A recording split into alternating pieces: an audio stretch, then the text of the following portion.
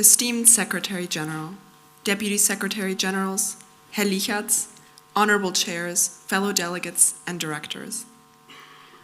Welcome to the first day of debate. We hope your committee's proceedings have been productive so far. Before we have the honor to hear from our guest speaker, Mathias Licharz, we have a short message. Today marks the one-year anniversary of the Russian Federation invading Ukraine.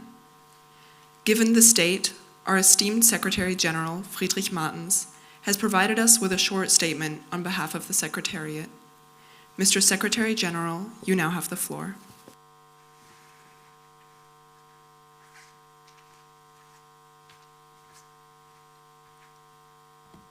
Thank you very much. On February 20th, 2014, Russian soldiers fighting without the flag of their country invaded and annexed the Crimea, one of the central regions of Ukraine.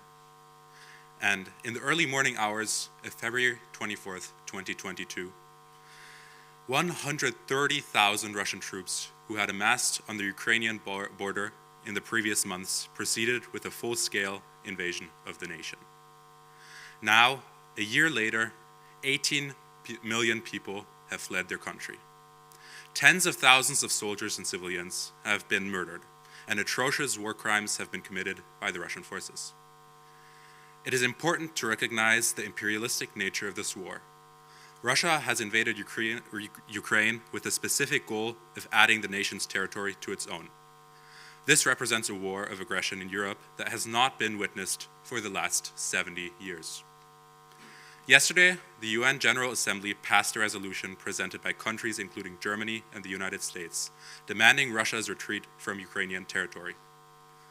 The resolution passed with a vote of 139 votes in favor, 7 votes against, and 31 abstentions. We are gathered at this year's BERMUN2 conference to promote values of empathy, diplomacy, and responsibility. It is our duty as the BERMUN2 Secretariat team and participants of the conference to condemn this brutal war fully and without exception. The photo behind me depicts a group of Ukrainians wearing gas masks and holding wooden clubs. They are readying themselves for a violent attack. These men and women are fighting for democracy, and so must we. We are incredibly lucky to be here, to be safe. However, this means that all of us in this room are in the privileged position to help Ukrainian refugees and the ongoing efforts in Ukraine. One way we can help is through donations. The Aktion Deutschland hilft is an association of many German NGOs and relief organizations. Their Nothilfe Ukraine program directly supports refugees as well as the people in Ukraine. Another way to keep the Russian war at the forefront of public awareness is to visit democracy demonstrations and protests. Today, the 24th of February, the full-scale freedom demonstration for Ukraine is taking place this afternoon. The closing ceremony of the demonstration begins at 1800 at the Brandenburg Gate. It will include a speech from the Ukrainian ambassador to Germany, Oleksiy Makeyev. The mayor of Berlin, Franziska Giffey, will also be speaking. Even if you can't stay for the entirety of the ceremony, we encourage all participants of the BERMUN2 conference to attend this event and show their support for Ukraine. The damages of this war are already beyond repair. As an international community, we must do everything in our power to support the people and the government of Ukraine today. Thank you.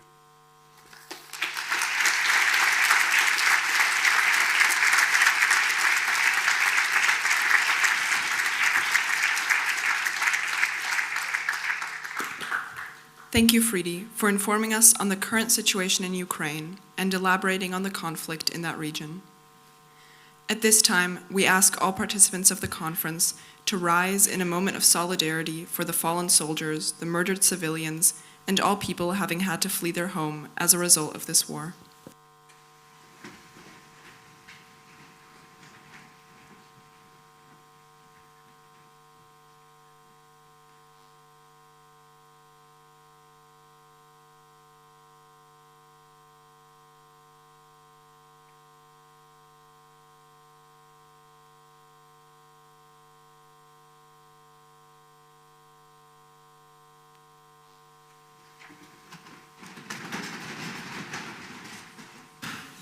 Thank you. Now over to the proceedings of this event. Herr Licharz is the head of the Division for International Sanctions and Investment Screening and previously headed the political department in the German mission to the United Nations. Herr Licharz has more than 24 years of diplomatic experience, working in the Federal Foreign Office and the Federal Chancellery. He has also served as a political counselor for the German embassy in Tel Aviv, head of the legal consular department at the German embassy Beijing, as well as desk officer for the Security Council Affairs in Berlin. Herr Licharz, you now have the floor.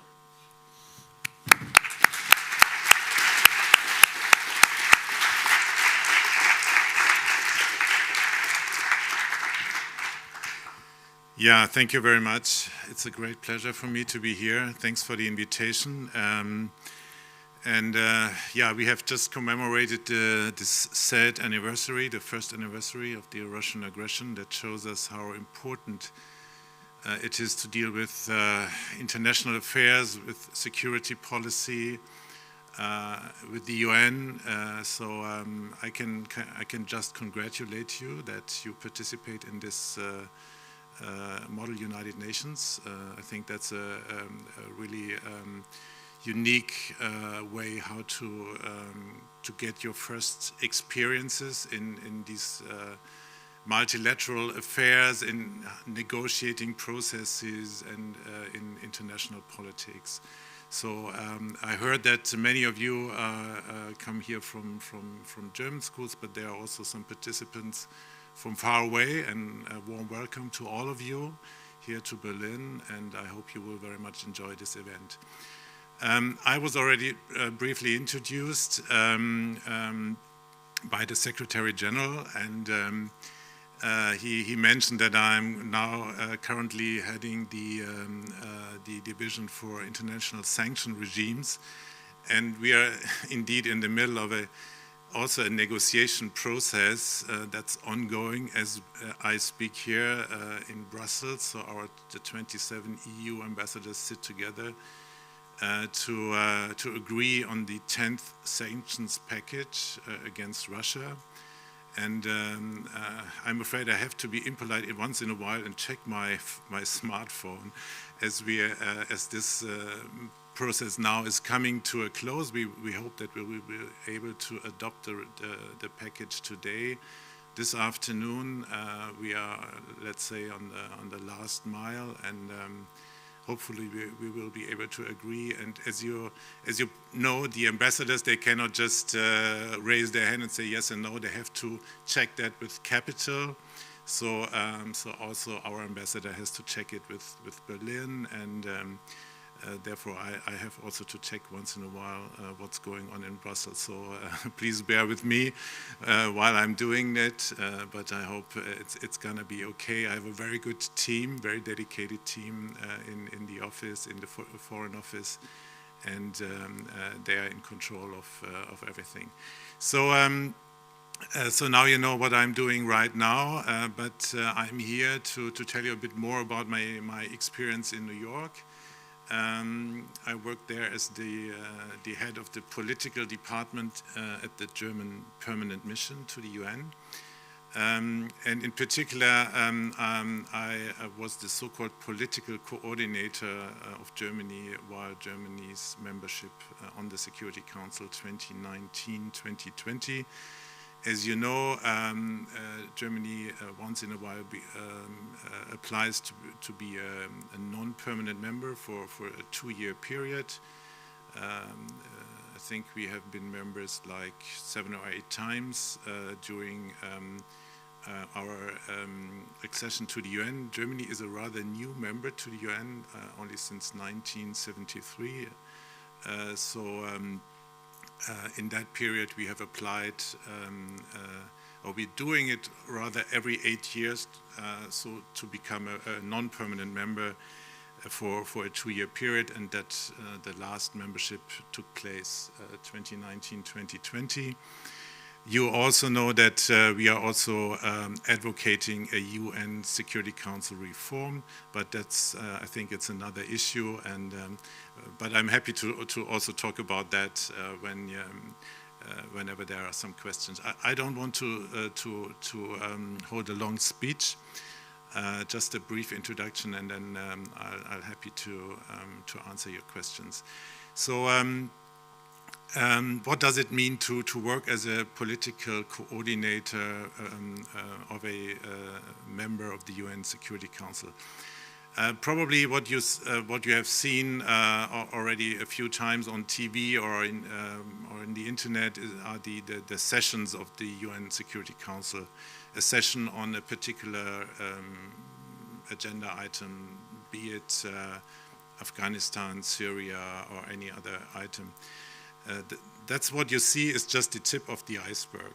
It's like the last 10% maybe. The 90% are below the surface, and that's how to get to a open session of the Security Council, and that's the work in particular of the political coordinators. The political coordinators, they sit together like 1 month in advance, and they are defining the agenda of the Security Council. So like now we are in February, so now the political coordinators of the 15 UN member states, they are working out the agenda for the month of March 2023, and they define the particular agenda item when it is discussed on a particular date, and what kind of briefers are going to brief the council. Usually, you know, in each and every session there are some briefers. Very often these are the special representatives of the Secretary General. You know, usually the Secretary General appoints those representatives for a longer crisis. So there's one for Syria, there's one for Iraq, and for many other conflicts. And usually they brief the Security Council. But there are also other options, like you want, and that was a particular kind of concern for us. We wanted to let the civil society also give a voice in the Security Council. So we invited, as Germany, or when we always advocated that civil society representatives were invited to Security Council meetings, and then they were briefing the Council. So people from NGOs in particular. But there were some countries on the Council that did not like those voices to be heard. And therefore, we as the political coordinators, we had to agree in advance on the briefers. That's also part of this kind of agenda setting. So it's about the agenda item, it's about the date, it's about the briefers, and it's about also the format. So whether or not the Security Council sits in the Security Council chamber on the famous horseshoe table in an open meeting, or whether it's an informal meeting. There's a room next to the Security Council chamber, that's the informal meeting room. And that makes quite a difference. The open meetings of the Security Council, they are broadcasted live. You can follow them, you can stream them, which is rather unusual for a international body, that their sessions are being broadcasted live. And what difference does that make? I mean, I think you all know when you give a public speech, it's totally different than when you sit, you know, with a friend and talk about something in private. So, so that's also is an important kind of definition of how a meeting will take place, and therefore we had to decide as political coordinator whether it would be an open meeting or a closed meeting, and very often we had both, you know, an open meeting and a closed meeting. And sometimes the special representatives, the briefers, they asked us in advance, they said, well, there's something that we would not like to share, some information we would not like to share in public, and we would like to brief the council then rather in private. And so we had an open part of the meeting and then followed by an informal part. So this is basically the work of the political coordinators. And sometimes that can be a bit tricky, you know. For instance, there's a crisis in a particular country, and there are some members of the council that would like to hold a meeting on that particular crisis. But there are other countries that said, no, it's not on the agenda of the Security Council, it does not affect international peace and security, why should we talk about it? So, and you see then, so what are you going to do with that, you know? And then we were sitting together as political coordinators and try to sort that out, whether or not we would discuss a particular crisis and in which kind of format. And if we could not agree, then we had to use kind of the rules of procedure. And here procedure comes into play.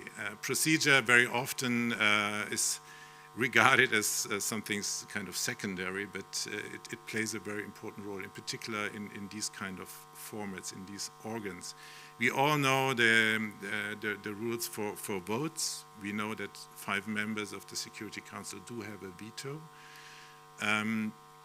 But the rules of procedure, they are sometimes, I would say, as important. They can become very important, at least when it comes to preparing a Security Council meeting. And in these kind of procedural votes, you just need 9 votes. And if you get those 9 votes, there's no veto from anybody. Then you can, for instance, get a crisis on the agenda of the council. So to give you a concrete example from those 2 years, while Germany served on the council, that was, I think, in January 2019, there was a crisis in Venezuela. And some countries wanted to discuss Venezuela and some others did not. And so at the end of the day, the council had to vote. And then there was a clear majority in favor of discussing this item. And there was no right of veto. So, and here you see also that the non-permanent members, they have some, if you like, some indirect kind of veto power. So if the 10 non-permanent members get together, they can kind of block, you know, some decisions, because well, if there are more than 6 then opposing, then you can block it. So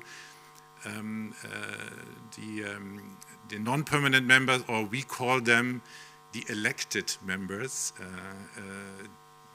The P5 didn't like the word elected, because that would mean they were not elected.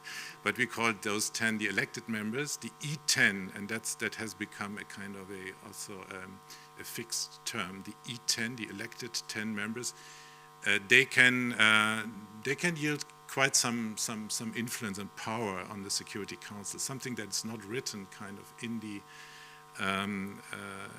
the UN Charter. So. So here you see there is the charter, there's the veto on the one hand side, but there's also kind of the practical life in the council, and here there are some, I would say there have been some changes over the years of developments, and those E10 now they work very much more closely together than before. We organized, for instance, a E10 meeting every month, and there was before 2019 there was the UN Secretary General met with the P5 every month for a lunch, and he discussed the most pertinent issues. And we thought, why is he only meeting with the P5? He should also meet with us. So we introduced also this lunch with the E10. So at the end of the day, the Secretary General also met with the E10, and so you see, even as a non-permanent or elected member, you can make a difference on the council. You can't make this alone.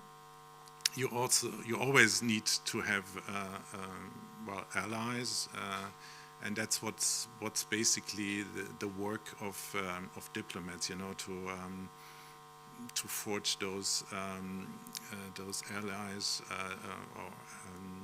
and to kind of find other countries that support your positions, and that's what makes it so interesting.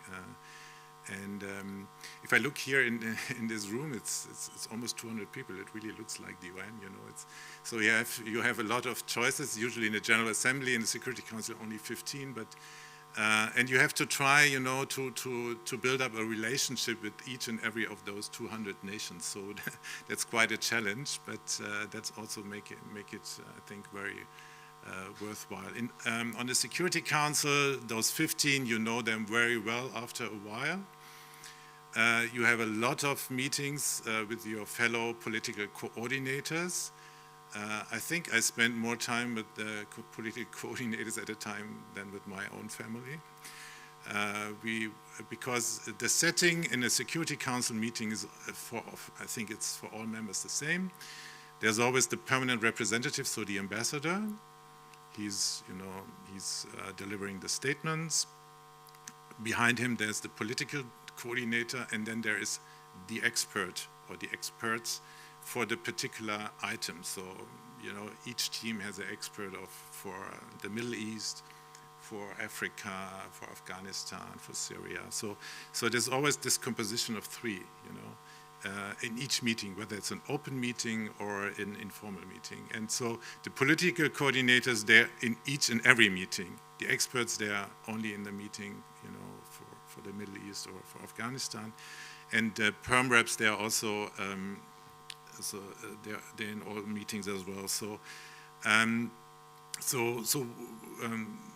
we had spent a lot of time together with your fellow political coordinator colleagues, and while a meeting started, you know, our job was basically done with regard to that meeting. So while the meeting started on the Middle East, you know, our ambassadors, they were delivering their statements on the Middle East. We, in our teams, we had, of course, to prepare those statements. So next to the external function as a political coordinator, we also had, of course, to organize, you know, our own teams, and we had to prepare the meeting so that our ambassador knew what was the position, you know, from Berlin. But the ambassador was delivering the statements, and so already the political coordinators, usually, you know, we had, you know, WhatsApp group, and we were organizing already the next meeting. You know, or we were, you know, there was a kind of an informal vote whether we should have, after the open session, whether we should have an informal session or not. So usually, I mean, we had to fix it on the agenda, but sometimes a month before, we said, okay, we have an open meeting and a closed meeting.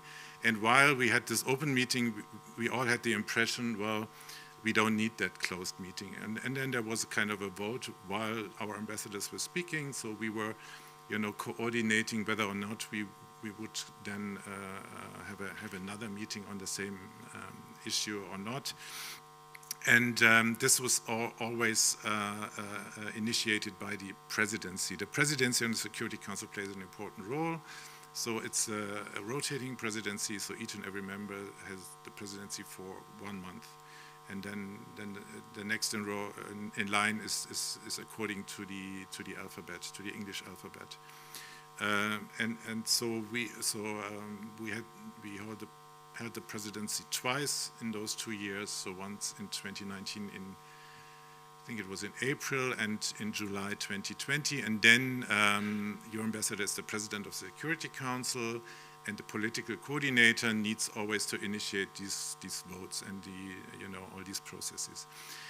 And maybe a final thing, that resolutions. And I think you, while you're doing the Model UN, you also, try to come up with resolutions on a particular item. So usually our experts started the negotiation processes, and they were sitting together, sometimes weeks or even months in advance before a meeting, and they were negotiating that resolution. sometimes it was also just when in times of a crisis, maybe that took only a few hours. But let's say it's a routine resolution on the extension of a peacekeeping mandate, or so that you know already in advance you need to do that in 3 months. So you can start the negotiations early on. And then the experts were sitting together. Sometimes they could not agree on a text. And then the political coordinators took over, and then we tried to find a way. And if we couldn't do that, then our ambassadors had to step in, but that's very rarely. So the ambassadors very rarely really negotiate a resolution. Usually that's done by the teams, by their teams, and sometimes as a political coordinator, you are also involved in that process, and that usually is on the last in the final phase of negotiation. That can take sometimes, or this last phase is sometimes really close to the meeting. Sometimes we were still negotiating while the meeting started already. So and these are the that's a real experience that I still have in mind when I think about those 2 years, in particular the negotiation processes that were very close, where you did not know whether you would succeed or not. In particular, when your minister came from Berlin, the foreign minister, and he hosted a meeting as a president of the council, and he wanted to see a resolution adopted. And once we had to use 3-4 hours. This was a concrete example. It was resolution 2467. It was about sexual violence in conflict. For us, it's a very important subject for Germany, and we wanted to adopt a resolution on that process to condemn sexual violence, which is sometimes used as a weapon in conflict. You can see that in quite a few conflicts. And we had negotiated that for at least half a year or so. We did some outreach events with the civil society on that, and we presented a few drafts to our fellow Security Council members. And then for the meeting, our minister came from Berlin, and the other knew that we were under pressure because the minister was there, and we wanted to see that resolution being adopted. So they knew that exactly, and they played for time. And in the morning, there were still 3 permanent members that did not agree. There was 1 hour before the meeting started, so we consulted with our minister what to do, and he said we should continue to negotiate, and we could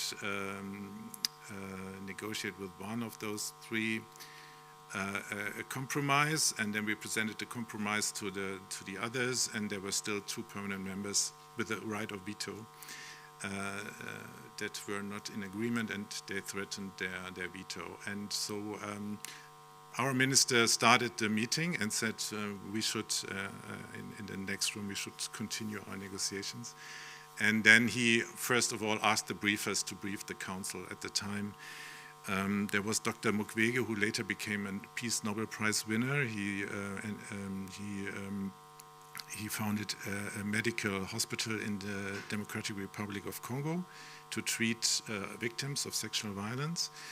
And there was Amal Clooney, who is an activist against sexual violence, and other briefers. So our ministers said, well, I give the floor to the briefers. So the briefers, they talked for about an hour, and during that hour we continued our negotiations, and then our minister asked, so have you finished? And we said, well, sorry, no. So then he gave the floor to the 15 Security Council members, and then they were talking for 2 hours on the subject. And in those 2 hours, we finally got an agreement. Of course, we had to strike kind of a compromise.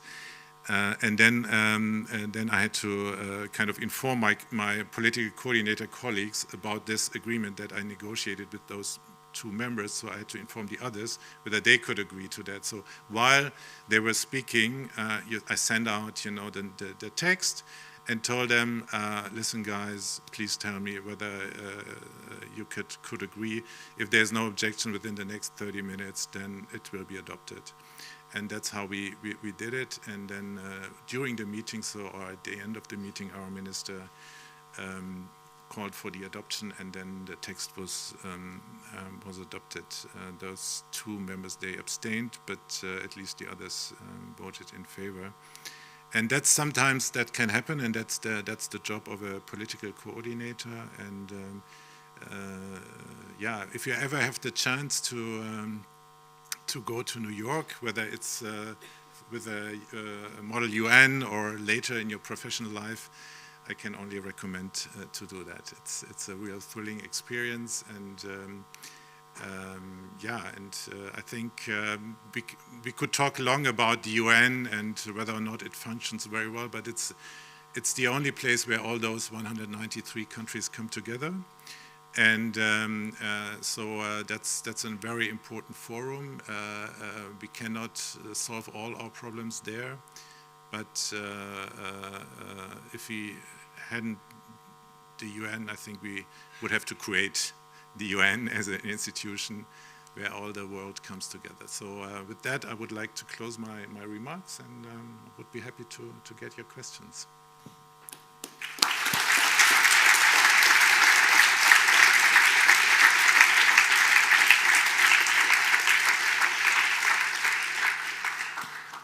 Thank you, Herr Licharz, for your kind remarks on the functioning of global politics and crisis management. Your words are a valuable asset to our delegates, and we are thankful that you have taken time out of your schedule to talk to us today. Delegates, you will now have the opportunity to ask questions to Herr Licharz. Please note that these do not necessarily have to come from your delegation's policy. Please be reminded that this is a great opportunity to learn more about the work of a real diplomat, and could especially interest the people wishing to pursue politics in the future. The proceedings of the Q&A will follow the same procedure as yesterday during the opening ceremony, meaning we will have a handheld mic for those who do not have a microphone in front of them. Those who do, if called on, please press the button so you can talk.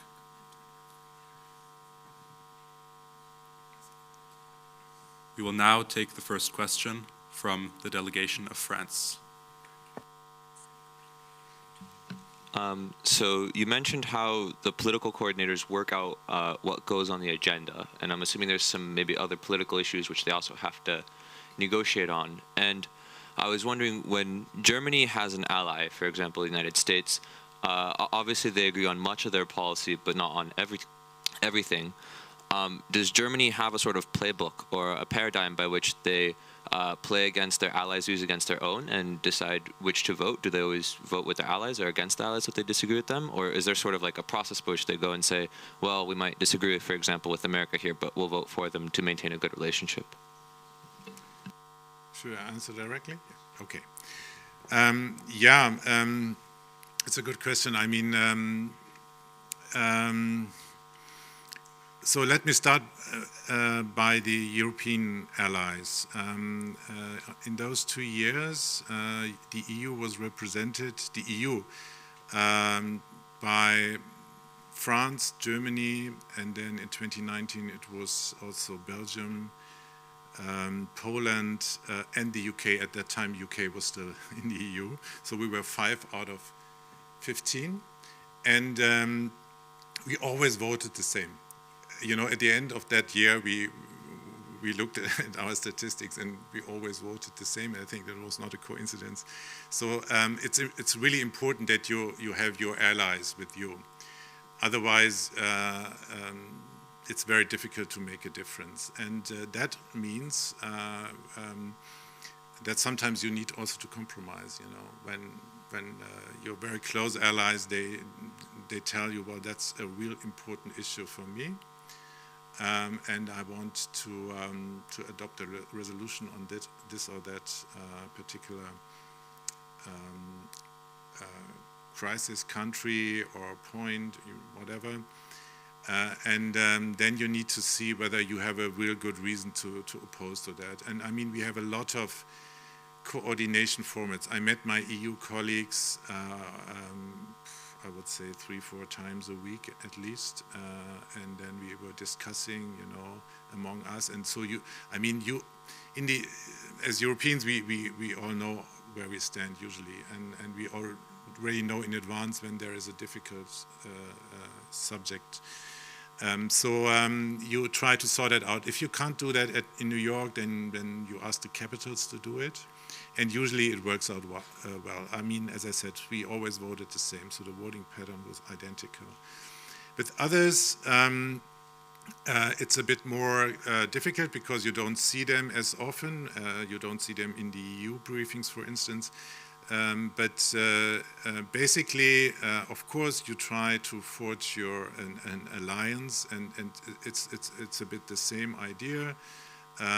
You know that sometimes you rely on their vote, and sometimes they rely on your vote. So that means you need to be ready to make compromises, with each and everybody. And I mean, finally it's true for the 15 in general, I would say. I mean, in most cases still, the council votes unanimously. And usually those cases are not very well known in the media because they are not that spectacular as a crisis, but all these resolutions on peacekeeping missions, usually they are adopted unanimously. And so therefore, and that was the spirit in the group of those 15 coordinators also. You always knew that in one point of time you would need your colleague from the other country, and he knew that he would need you. And therefore you always try to have a kind of a good relationship and to see whether you can give in here and there and find a good compromise. And I have to say that on the working level, on our level, there was always, I mean, a spirit of, they were all very pragmatic, to say like this, so we always tried, to see that we could find a solution. There was also the sense of responsibility for the council as a whole body, and for the functioning of the council and the functioning also kind of the UN, because the UN is very often associated with the Security Council, although it's not the UN, it's the 15 member states that are sitting there, but still there is this sense of responsibility, but I don't know whether I've really asked answered your question, but I think it's important that, in particular with your close allies, you stick together as a group, and that means you need to be ready for compromises. And because if, for instance, then people approached you as Germany, they always knew that behind you there are the other Europeans. They always vote like you, and so you have a much more, a stronger kind of, power, convening power in a way, if it's known that you belong to a group and this group sticks together. So that's why it's so important. And it's also therefore, like today when we want to adopt the sanctions package in the EU, I mean, we all have different approaches, we have different interests, but we all know that we are only strong if we stick together, and therefore we always need to compromise.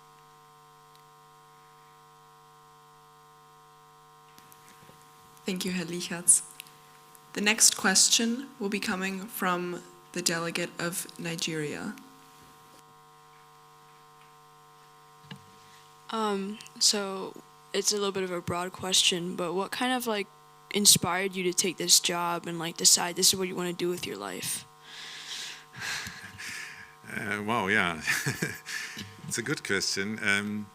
Actually, when I moved to New York from Berlin, and when I went to the basement to get my things together for the move, I found an old paper that I wrote when I was a student. It was about the reform of the Security Council, and that dated back from, I don't know, 1990 or 1991. And I thought, oh, wow, you're already kind of thinking about, the UN and the Security Council more than 30 years. And so I always found it very interesting, you know, how the security, even as a student, how the Security Council works, how the relationship between countries work, and what are the factors that lead to a crisis, and what are factors that lead to a peace, you know. And this was always a question that I thought I would like to know more about. And so that was also one of the reasons why later I wanted to become a diplomat. During my legal internship, I spent a few months in New York, not working for the German permanent mission, but for the permanent mission or the delegation of the European Union. And that also gave me kind of the last push to apply for the Foreign Office. And then in the Foreign Office, I worked as a Security Council desk officer while we were on the Council 2003 and 2004. And then later, when I worked in the Federal Chancellery, I was also in charge of United Nations affairs. That was while we were on the Council 2011-2012. And then I thought, okay, now I've done that twice from Berlin, from the capital's point of view. Now I want to be there myself. And therefore, I tried to be there in the next membership. That was 2019 and 2020. And luckily, I succeeded. Thank you for your answer.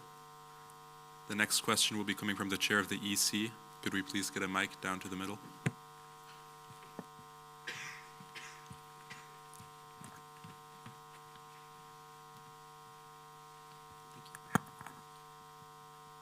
You mentioned, well, thank you for your speech. You discussed the negotiation process, and Florian Titze, the speaker from yesterday, also mentioned the lengthy negotiation that occurs before you actually get to convene. To what extent do you believe that the Security Council meetings or other meetings of the UN are ritualistic, and how do you think we or politicians could try to prevent that from happening? Yeah,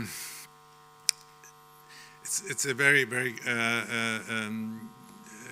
relevant question. You know, when in the first meetings I took part in the Security Council, I thought, hey, I'm kind of in a museum for political science, you know, because you sit in the same room that was kind of built in 1945, you know, it's the same tapestry, you know, and it's the same rules of procedure. It's very formal, you know, and you think, hey, isn't that a bit outdated? Yeah.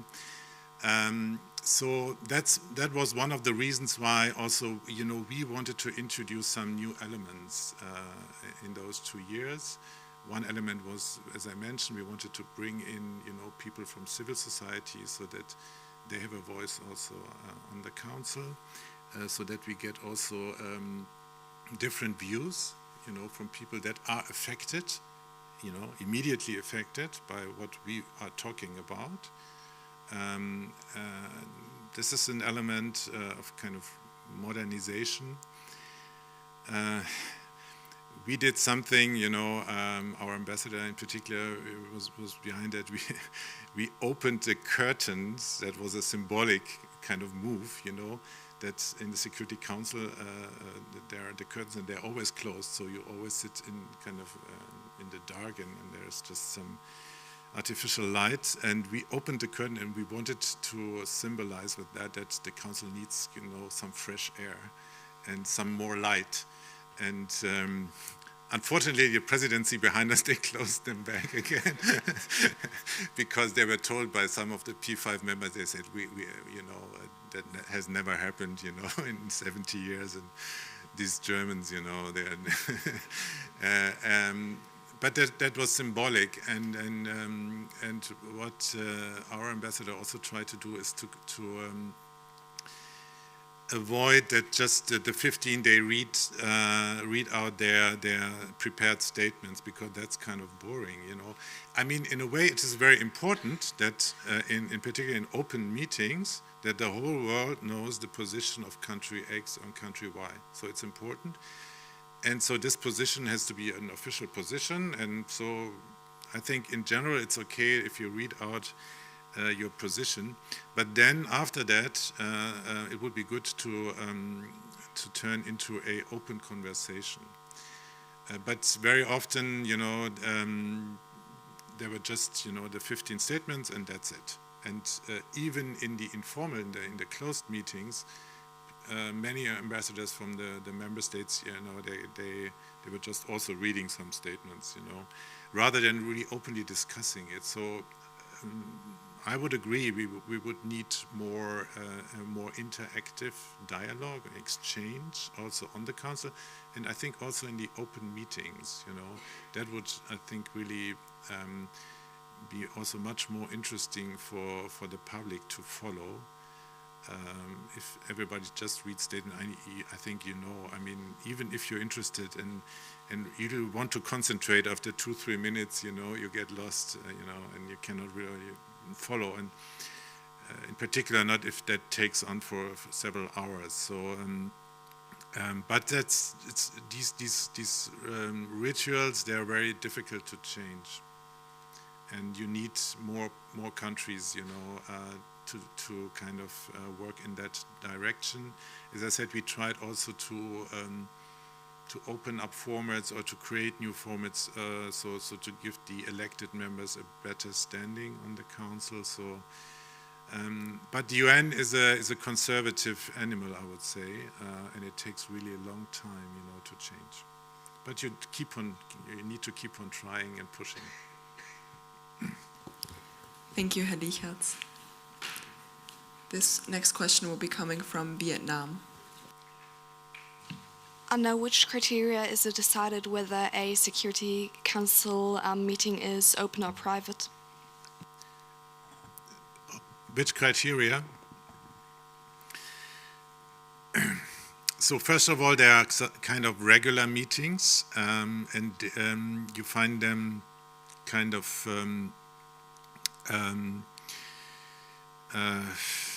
you find a resolution on a particular crisis, and in this resolution, the Council asks the Secretary General to provide a report, for instance, on a monthly basis, and then you have a monthly meeting. And usually then it's decided more or less that's always the same format. Then usually it's an open format followed by a closed format. So there's a kind of a routine in that, but the council is always flexible. I mean, nobody can kind of tell the council what to do. Council is independent and can say, well, this time around, we don't want to talk in public. We just do a closed meeting. There is not particular criteria. It's rather political criteria. You know, if you discuss on a monthly basis the same item over and over again, I mean, everybody knows your positions, you know, and sometimes it's better that you try to find maybe a compromise on a particular question, and you would like to do that in a closed meeting. Because some countries, they don't want to speak out in public, and in a closed meeting, the atmosphere is for negotiations, of course, is much more kind of conducive than in an open setting. But you know, most of the meetings are public.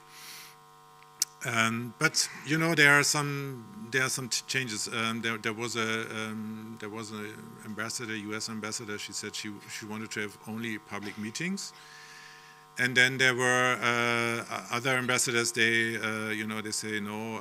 We want to have only 50% in the open and 50% closed, and so. You know, it's difficult to give you a concrete answer, so that really depends. I would say the most important factors are political factors. You know, usually if there's a crisis here or there, then some of the members, they kind of are allied with maybe one or the other country involved, I would say, yeah, and they don't want that this country is kind of exposed in the public, so they rather tend to to ask for closed meetings, and then you have to see whether the majority of the council agrees with that.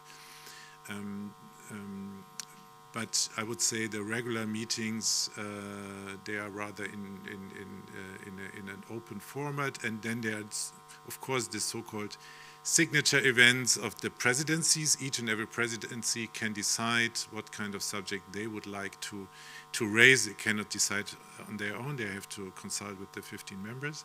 But like we did on sexual violence and conflict in 2019, and of course you want to see the whole world, you know, you want that the whole world sees your and follows your meeting, and then you invite also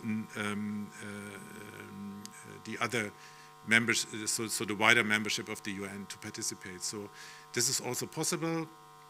You know, this is also something the political coordinators have to decide upon. I mean, for instance, Iran, Germany is part of this P5+1 consultation process on Iran, and if there's a meeting on Iran, usually we ask to speak in the Security Council meeting, although we are not a member, not even a non-permanent member, and then the Security Council members decide, okay, we let Germany speak or we don't. Yeah, and these meetings usually they are open, and then, you know, in this debate on sexual violence and conflict, we had, I think, 110 speakers. So the meeting lasted from morning 10 until the evening, like 9. And these are open meetings. So these general debates, they are rather open, whereas when there is an acute crisis, you know, there's a missile being fired somewhere, these are rather closed meetings, so that the council members, they just want to check, first of all, where everybody stands, you know, and what to do with that kind of crisis. So this is also maybe a thumb rule, if you like. If there's really something going on, then the council, you know, rather tends to first hold some informal meetings, and then later maybe it goes into the public. Thank you for your answer. We now have time for one last question, which will be coming from Chair Wagner.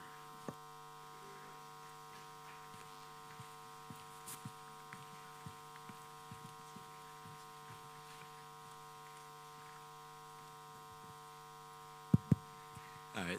Yeah, thank you very much for your speech. I was going to ask you about the 10th round of sanctions against Russia, and particularly about what is included in those sanctions and why haven't they been implemented earlier on.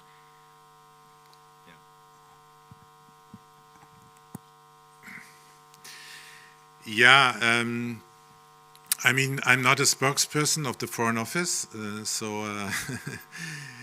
this is not an official answer. And it's not yet adopted, so I can't tell you what's in. You know, I hope I will know that very soon. Why? Yeah. So I mean, we are all in a kind of a learning phase on that. Unfortunately, I would say, a year ago we would not have imagined that we will adopt 10 sanction packages on Russia, and. Here again, it's so there are always some elements. There are always listings of individuals, listings of companies, and then there are some sector sanctions, you know, in the economic area. So, a listing of individuals, you learn over the period of the conflict that some people are, you know, involved in the conflict, yeah, or they support. Kind of the war machinery in Russia, or as you know, we sanctioned Iranian companies that provided drones to the Russian army, and that's you find out only, you know, while the conflict is going on. So therefore, it was not in before. And on the sectors. I mean, I think all the EU countries they had economic ties with Russia, and it's not, you can't break them overnight, you know. It takes time for our business community to wind down their businesses there. Russia makes it very difficult that they get out of the country. They will say, well, we will seize your properties, we will seize your assets, and so on and so forth. Or you have to sell your company for just a ruble or so to a Russian company. And if you want to leave, you can do that, but you sell it for a ruble also. So it takes time, you know. It's not that easy. But I think, as I said, we are learning. We are also learning what works, what does not work well. We are kind of always trying to overhaul the existing rules. To see where we have to be better and where we have to close loopholes. I think a very important aspect now is the circumvention. We see that some of the sanctions are being circumvented so that products, they are exported not directly to Russia but to a third country and from there to Russia, you know. So so we are learning. And then you always have to find a compromise with 27, and that's not so easy, I can tell you. It's, some countries, I mean, last year Germany kind of also relied on gas. Now we are independent from Russian gas, but there are still some other countries in Eastern Europe that rely for their energy supply on Russian gas. So you see, it's difficult, and but I think. I would not have expected that the EU is so much united and will be able to adopt those sanctions. They are really also, of course, hurting our economies. You know, we pay a high price for that, but everybody was ready to do that, and I think that's a very, very important asset that you have, and we try to maintain that. Thank you, Herr Licharz. Unfortunately, we will not have time for any further questions. On behalf of all BERMUN2 participants, thank you for answering our questions, and once again, thank you for speaking at the House today. It was my pleasure. Thank you.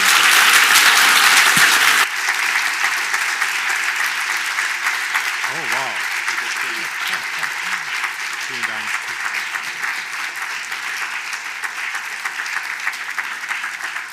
So I wish you all a very good Model United Nations. So hope to see you soon again. Bye.